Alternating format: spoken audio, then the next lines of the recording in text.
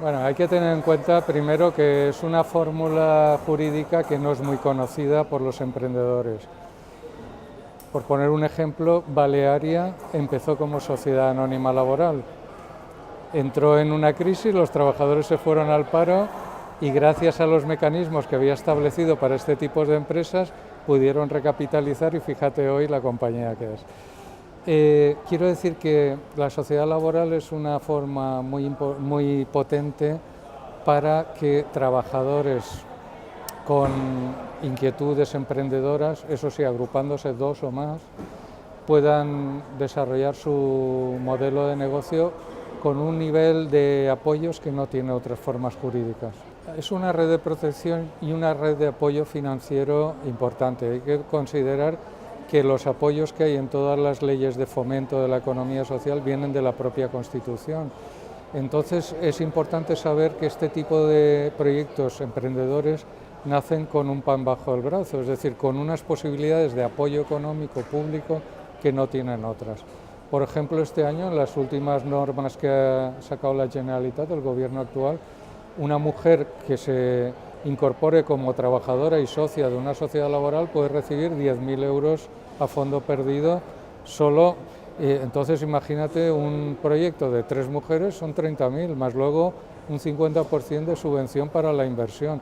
Es decir, no solamente es un modelo desde el punto de vista social deseable porque implica el trabajo, lo une al capital y potencia un equilibrio que otro tipo de empresas no tienen. Es un modelo que digamos que los trabajadores al ser socios autogestionan la propia empresa, la pueden dirigir, ordenar sus prioridades y por supuesto la implicación que tienen en que el negocio se consolide es muy grande.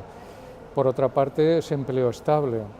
Hay una cuestión importante cuando se habla de los efectos de la crisis y de la precariedad y la gente joven que es incapaz de seguir una trayectoria de cotización en el régimen general de la Seguridad Social, que es el más protector. En la sociedad laboral se tiene la doble condición de trabajador y de coempresario. Entonces, ¿qué quiere decir esto? Es muy importante las consecuencias porque uno está cotizando al desempleo, no tiene que estar como empresario en el régimen de autónomos, tiene la protección social que tiene cualquier tipo de trabajador por cuenta ajena, pero a su vez siendo copropietario de la empresa, es decir, va a tener derecho al desempleo, va a tener derecho a las bajas laborales por enfermedad, invalideces, pensión y, como no, si la empresa fallara por cualquier motivo, el Fondo de Garantía Salarial también cubre como cubre a cualquier otro tipo de empresa, este tipo de empresas. Claro, desarrolla toda una carrera y los beneficios que ayuda a generar durante su etapa de trabajo los va a recibir luego cuando venda las acciones de la empresa y haga el paso generacional a gente más joven. O sea que desde el punto de vista de equilibrar lo social con, por supuesto, la eficiencia y la rentabilidad que es exigible a cualquier empresa, es un modelo bastante idóneo para emprendedores y para que las startups, por ejemplo, que son empresas que están arrancando pero que aún no tienen forma jurídica, de gente joven. Estamos hablando de personas de una capacidad económica media-baja.